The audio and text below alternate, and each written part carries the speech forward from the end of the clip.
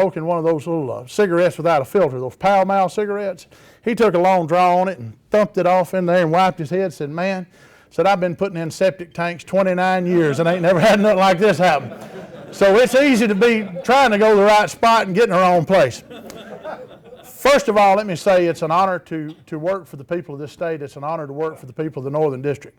Every one of us who are in public office are there not because we own a title, not because we were somehow privately anointed or publicly appointed. We're there because the citizenry chose us to go in and occupy that office in a manner of trust for the time in which we've been elected. I tried every one of these speeches, whether it's a civic club or a town hall meeting. We've done 65 plus, I think, in my district since I've been there, to always say, me and my staff keep very much forefront in our minds the fact that we work for the public, and these offices don't belong to us, they belong to you. So let me say thank you for allowing me to work for you. Thank you for giving that honor to me, and we know that you're the boss, and we keep that very much center of our mind. A lot's going on with the Public Service Commission. If you've read the papers lately, I don't have to tell you that. We've got a lot of issues on the forefront, a lot of things that are happening throughout our state that impact consumers, impact the business community, impact industrial recruitment, impact our state as a whole. Right now, I know we'll get into some other maybe hotter issues toward the end of the talk and during the Q&A, but I want to tell you about some things we're doing to make sure we keep a priority in our agency and in our office to make sure we're reducing rates and saving people money. I hear a lot of talk. I was a mayor, as he told you before, and during my time as mayor, we were fortunate enough to cut property taxes 2 times, not just once, but twice. First time that had ever been done. And I'm proud of that, but you hear a lot of people talk about property taxes and how much an increase on property taxes will hurt, and I agree with that 100%. Most Mississippians will pay more in 3 months this summer in utility costs than they will pay all year for their property taxes. The companies that we regulate, the charges that we regulate, affect Mississippians every single solitary month. It affects their bottom line if they're a small business owner. It affects their family budget. If they're just working folks in Mississippi who are trying to struggle and make it. So every dime that we can safeguard, every penny that we can scrutinize of charges that go out to customers is exactly what we should be doing. Now the Bible says where much is given, much is required. You've all read that scripture.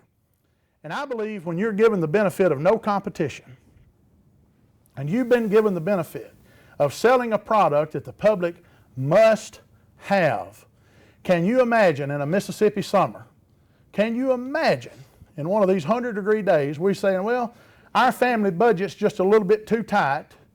This month we're going to call Mississippi Power, Entergy, or Electric Power Association, just tell them to cut the power off this month so we can save on it.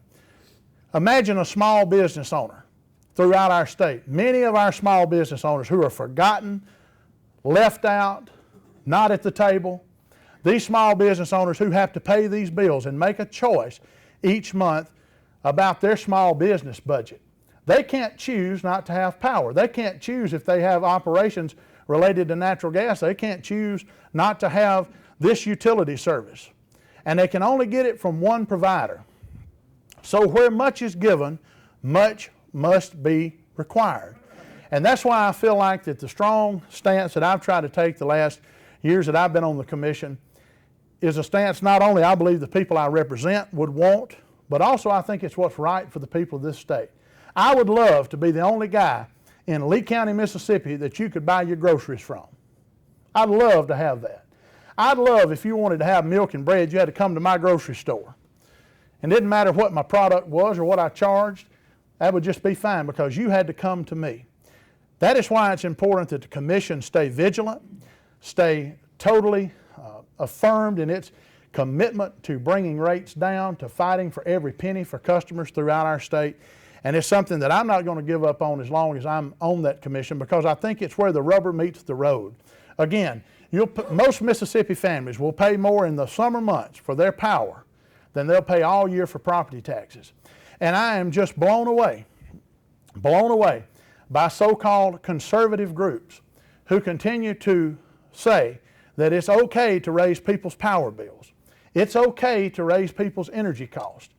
while at the same time, and rightfully so, if you were talking about a 13 or a 20% increase in taxes on businesses, there would be marching in the street, and rightfully so. Where is the indignation? Where is the outrage when it comes to raising month-to-month cost for businesses? Where is it?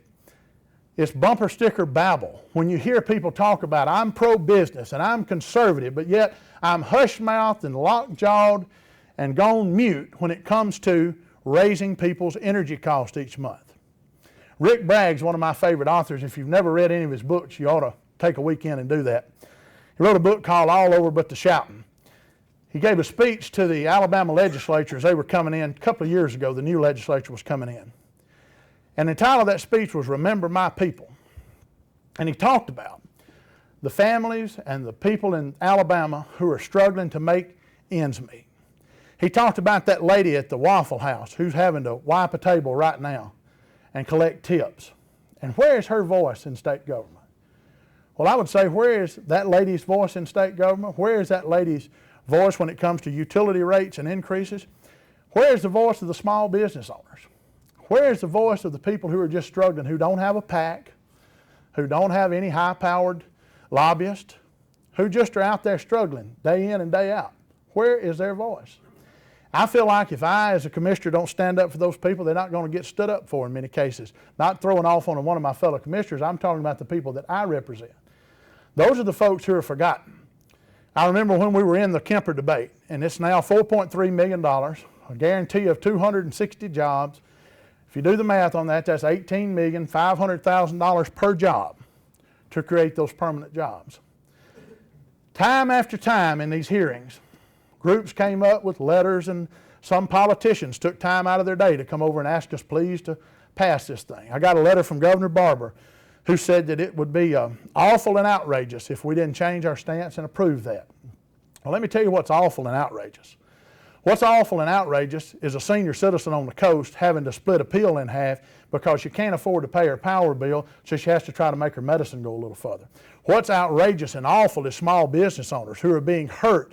They had already had Hurricane Katrina, then the BP oil spill, and now the thanks they get is almost a 20% rate hike on their power bills. That's what's outrageous and awful. What's outrageous and awful is the fact that this comes under the guise of phony conservatism and saying, well, it's okay. It's all right for us to raise power bills because of who it is that's asking us to raise power bills. It's ridiculous. The people of Mississippi deserve better. We deserve better to know that companies who have no competition, most of y'all are business people, you got to fight every day for the customer you want to get and fight every day to keep the customer you have. Our public utilities don't have that. It's awful and outrageous to think that those people have been left behind and forgot about throughout this process. We were promised that Mississippi Power could build this plant for $2.4 billion. Today it's $4.3 billion. Where's the end? There's no end in sight. It's not my hunch is that it's not going to come online on time, and the costs continue to soar. I said back in 2010, I brought a copy of my dissent to make sure I didn't say this wrong, but it is prudent to wait. I said on balance, it's prudent to wait until we see the future better. The electric industry is filled with continuous change and uncertainty. This proposal contains an inordinate amount of uncertainty all at once, with gas prices and technology and other things going on. With this amount of uncertainty, it's better to make small bets than large bets. Now the decision's been made, and the train's on the track. Our job is to guard every dime at that facility and make sure we're saving as much of the customer's money as we can. But I think it's more emblematic of a larger problem. I think it's more symptomatic of a bigger issue at stake here. And it's about issues of who gets what benefits. I'm proud that Joey Miller and Andy Taggart are here from representing our rural small telephone companies. They can tell you we're fighting every single day to make sure we're getting as much federal money as we can get into the state of Mississippi to bring broadband out to rural areas. I don't hear anybody griping about that federal money. You see, I think we're not getting too much federal money in Mississippi. I don't think we're getting enough. We need to milk that cow for every drop we can get, because I would love to see us use money from California and New York and Illinois and Indiana right here to help Mississippians. We shouldn't turn that back. I don't see anybody fighting to say, let's not take the money that benefits our telephone companies. But who does it benefit when we raise rates as high as they've gone because of this Kemper facility? I think it's an issue we're going to grapple with in this state for a very, very long time. I said earlier, it's a train on a track. I don't know where it's going to stop, but it has great implications economically and great implications public policy-wise. You know, it was sold back in the press 3 years ago that, oh, this is a pay-as-you-go. Baloney. It's not a pay-as-you-go. It's a pay before you go. It's a pay me up front and let me use your money to finance my technology, raise your rates, and then maybe if it works good, maybe if it doesn't work, who cares? To me, that's a bad public policy. To me, that's wrong. And I think it leaves that lady at the Waffle House behind. I think that it leaves many Mississippi small business owners behind. It's interesting to see some of our bigger, larger manufacturers come to the commission and ask time and again for a special rate. Special rate. Give us a better deal than somebody else. Many times it's our casinos. Well, you can bet one thing. I will never support a special rate that alleviates anybody from paying their cost of this plant. It's not fair to shift that to residential customers. It's not fair for a system to be set up where those people are shielded from costs and the average guy and gal and family and small business owner has to pay. I have really and truly been amazed to see the lineup come before the commission of elected officials and others saying, please pass this on. Please do this. Please pass this plant. And not any one of them has said anything whatsoever. I said earlier, hush mouth, lockjawed, and mute when it comes to the impact on the family budget. When on earth did a monopoly's budget become more important than the family budget? When did a monopoly's budget become more important than the small business budget? And so I think we're going to live with this consequence of this action for years and years to come. There's been a lot of work over the last couple of years on this particular case and on this issue, and I applaud my other commissioners for working very hard to make sure, as much as possible from their point of view, that that costs are contained. I think that if it were left up to me, we would have waited to see what would have been best for the people of Mississippi. I think it's egregious, and it has a long-term policy implications that we're going to see the bad side of for years and years to come. It's a very interesting time to be sitting in the seat that we're sitting in. Where Mississippi goes now related to these costs and what it does to our economy is going to be something that I think all of us will have to live with for years and years and years to come.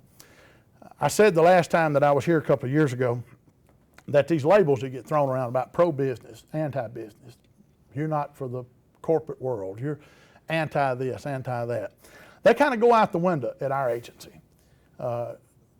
I voted against more rate increases than anybody on the Public Service Commission since there's been a Public Service Commission. There's not one commissioner in the past or otherwise that's more fiscally conservative than I am when it comes to spending the consumer's money. So all those labels go out the window. And it comes down to not what's a Republican issue or a Democrat issue or what's a right issue, a left issue, a liberal or conservative. It's what is right and what is wrong. And I feel like that we're going to see the perils of this public policy allowing companies to pay before you go, collect from ratepayers, and go forward. I feel for those 185,000 customers on the coast who are going to have to pay for this. Let's all hope that this plant works. It's yet to be seen. If it doesn't work, that's one more hurdle in this situation we're going to have to overcome, and somebody's going to have to pay for it. I was amazed by the support that came to raise people's rates. I'm still baffled by that in many, many ways. Let me close by saying this. Over the past, 2013, 6 years, we have worked together at the commission in lots of ways. I've told you about where we were split 2-1. But here's where we've worked together, and I think it's some things that have made a big difference in our state. We've looked at companies who have no competition but yet want to spend millions of dollars in advertising telling you how great they are. Well, you can't choose anybody but them. Companies like Mississippi Power who filed to recover $2 million in private corporate jet expense. We're working very hard at the commission to hone in and to scrutinize every penny that customers pay, and we're not going to give up on that. I'll close with this little story. Y'all all remember Charles Carrault, who was the guy that had a show on Sunday morning. I think it was On the Road with Charles Carrault. One time he was up in North Carolina at a guy who was a master carver. I mean, this fella could take, Andy, he could get a stump out of an old river bottom and put it up on the porch, and before you knew it, he carved away, and there would be a yellow lab. He'd carve a little bit more, and there would be a blue heeler. And there was a lady there with their two sons. She said, "Sir," said, "I want to ask you something." Said, "How do you do this masterful work, this art that you do carving?" He said, "Oh, it's real simple." Said, "I get up every morning, say my prayers, get in there and eat my breakfast. I take this old double X case knife," for y'all country folks in here, you know what I'm talking about, a double X case knife, "and sharpen it." He said, "I pull that stump up there and I carve away everything that doesn't look like a dog." Well, our job at the Public Service Commission is to carve away everything that doesn't look like the public's interest. $2 million in corporate jet expense, carve it out. Ads bragging on companies that don't even have any competition, so you can't choose anybody else, carve it out. Bloated, and I say the word bloated, executive expense salary packages, we're working to carve them out. And we're going to continue carving on your behalf and on the behalf of the lady at the Waffle House, the small business owner, the entrepreneur out there trying to make it in this state, and the people who have some competition. It's our job to hold these companies accountable, and I'm bound and determined that we do it. So thank you very much for letting me be with you, and I know if you have any questions, I'll be glad to take them. We'll now enter into the part of the program where we have questions and answers with the Capitol Press Corps. So if you would, just raise your hand, state your name and the media organization that you're with, and then ask your question. So, Wyatt Emmerich. Wyatt Emmerich, Emmerich Newspapers. With Kemper, it's just a huge amount of money. If it doesn't work, is there a way to claw back and make the Southern stockholders pay for it and not the Mississippi ratepayers? Or is it just, I mean, through either prudency review, is there a way to share this burden? That's a very good question. When we were faced with that 3 years ago, I talked about, in that 20-something page dissent, Mr. Emmerich, what I thought would be a situation of too big to fail. Mississippi Power Company's net utility plant rate base at the time in which this case came before the commission was $1.208 billion. This plant is now at $4.3 billion. So you realize that we're past the point of no return in the sense of if it doesn't work, you've got an asset in which all of this money has been accrued to. That, excuse me, I don't know what that was. That's all right. Okay. So I think it does put the commission in a too big to fail scenario. And the sense, and by that I mean that this happened in Michigan. One of Mississippi Power Company's witnesses, Stephen Fetter, who was a commissioner in Michigan at one time, when we had the case, he said, yes, I even had a scenario like that when I was commissioner, that there was a plant built, it didn't work, and we had to allow in the rate-based cost to keep the company from going bankrupt. So yes, I mean, I think that is a very much of a possibility. If this plant doesn't work, and that's what makes the pay before you go, base load act, construction work in progress so egregious, is that if it doesn't work, then you're just there. Now there are some provisions of getting refunds and that sort of thing, but why should I, as a customer, invest in your technology that's never been, by the way, deployed anywhere in the world? This tree technology is not. So there are some, I think, very limited clawback provisions, but I think it comes down to a too big to fail scenario, whether or not you allow the company to go bankrupt. I think that's a hard choice that I wish the commission had not put itself in. As a follow-up, what's the problem with Mississippi Power going bankrupt? Well, I understand. I understand that is a scenario in which could, in fact, happen, and I thought when I wrote the dissent 3 years ago, was a very big possibility that the commission should try to avoid as a matter of being balanced. I personally think the plant was too big for the company size. The technology had not been tried. It was supported by everybody from then Lieutenant Governor Phil Bryant, Governor Haley Barbour. Governor Bryant came over and asked us at a commission hearing to vote for this. Governor Barber, Secretary Chu, they all wrote and said, oh, this is a great thing to do. Just do it, do it, do it. And I don't think anybody thought about how do you balance out. I'm talking about those people who wrote us those letters and came over and asked us. How do you balance out the scenario? But I think it is one in which could very well play out where the company could have serious long-term financial problems. It's just too big for the company. Yes, sir. Name and the media organization that you're with. My name is Kelly Williams. I'm with the BiggerPie Forum. Yes, sir. On April the 23rd, the chairman was interviewed, TV interview, at which he was asked, how much is the commission going to approve for the customers to pay for this plant? He said $2.4 billion, as we've been saying for 2 years. It's $2.4 billion. My question is, has that been deemed prudent?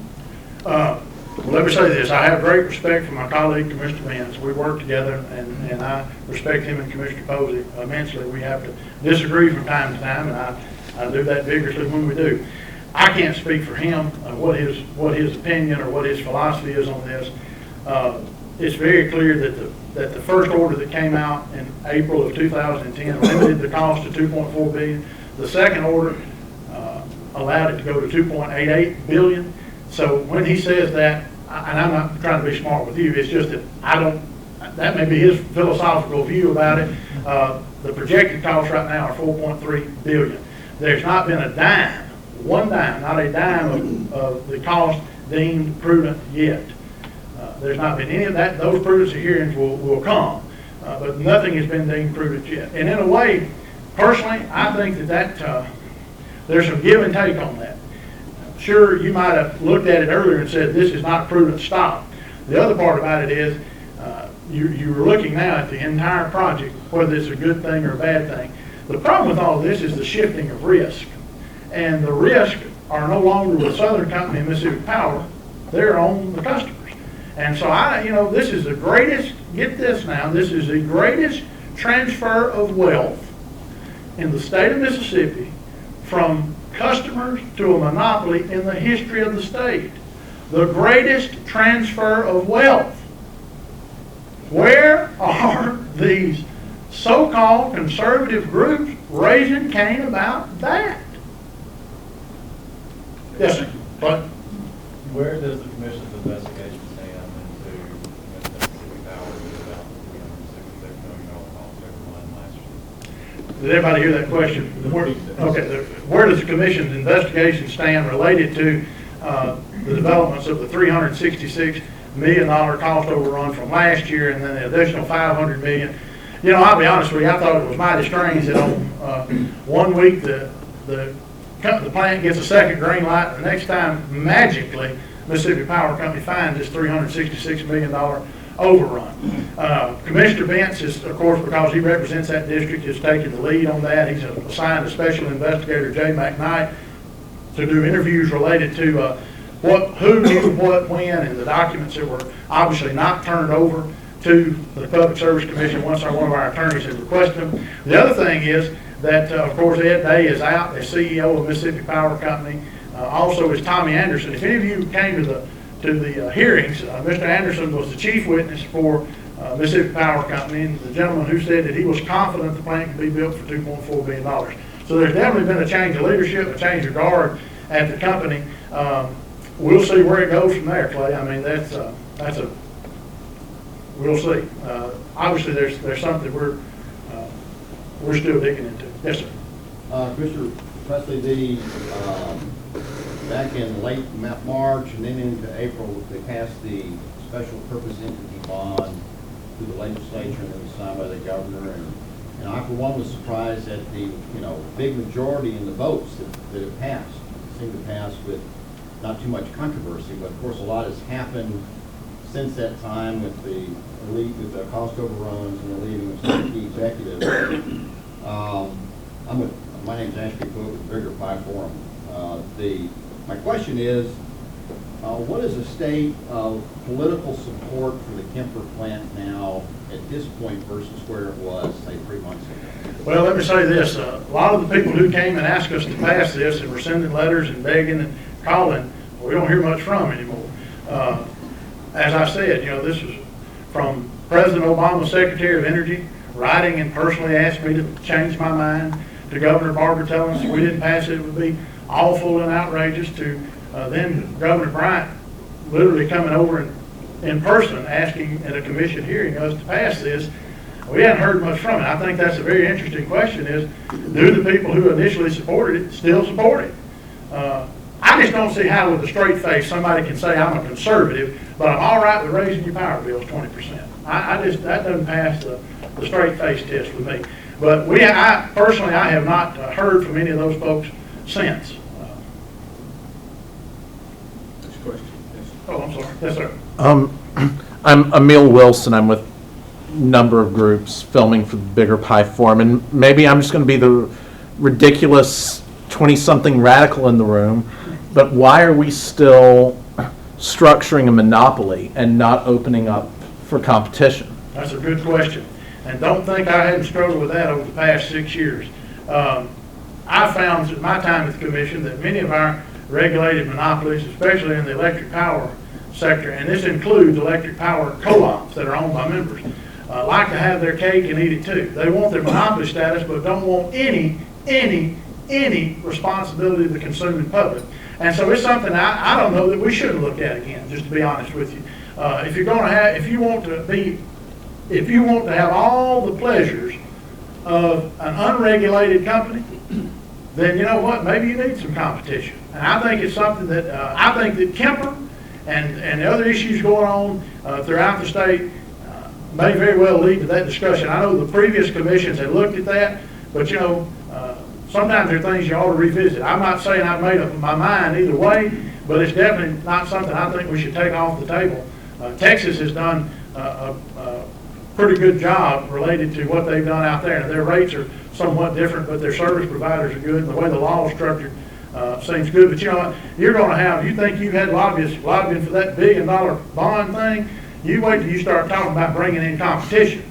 There are going to be a lot of people forgot about on that. So I think it's something, if the companies are not going to come to the table and be regulated market participants, then I think you should introduce competition to them, period.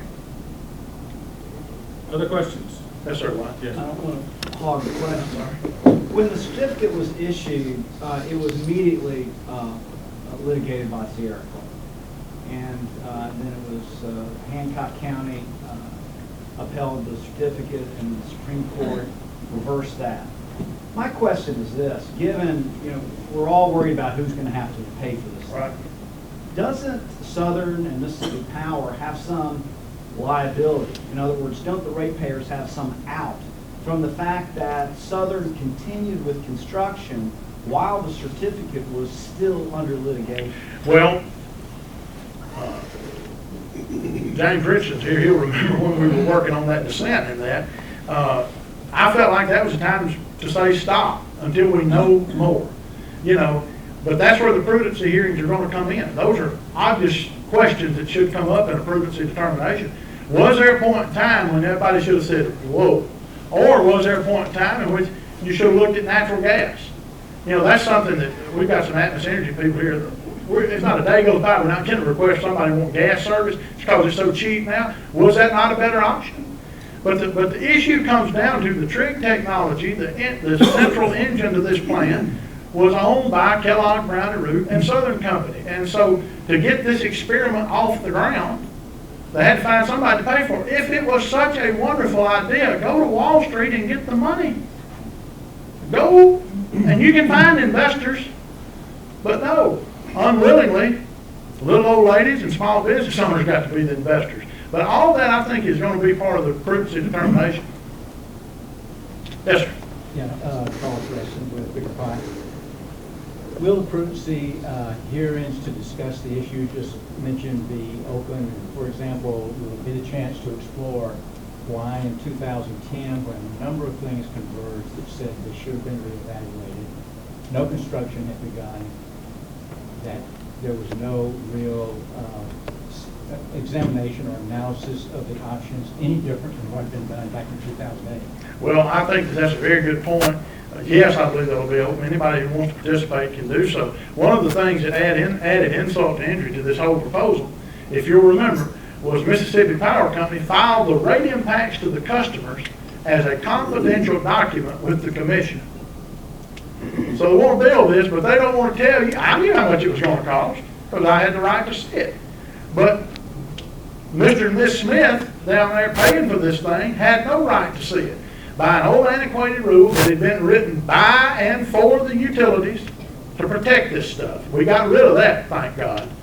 But use that arcane exemption to hide how much customers are going to have to pay. You know, if it's such a big deal, just tell us about it. Tell us what it's going to cost. If it's such a big deal, go to Wall Street and get the money. That's my point. Yes, sir. Okay, last question.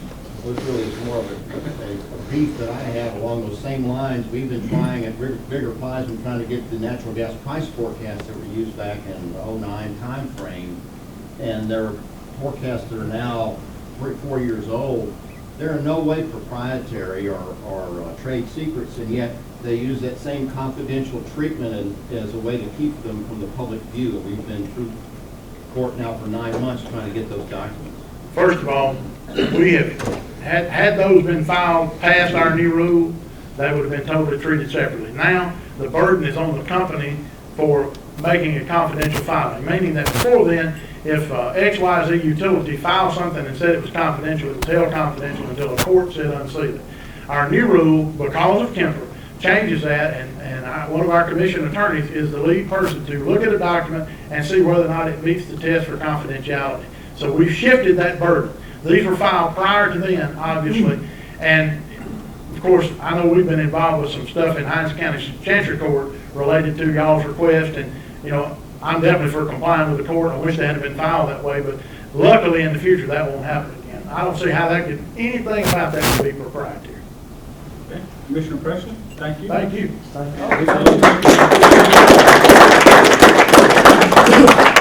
Okay, as I said earlier, mark your calendars for the first Monday in the next month, and when State Auditor Stacy Pickering will be with us, and we are adjourned.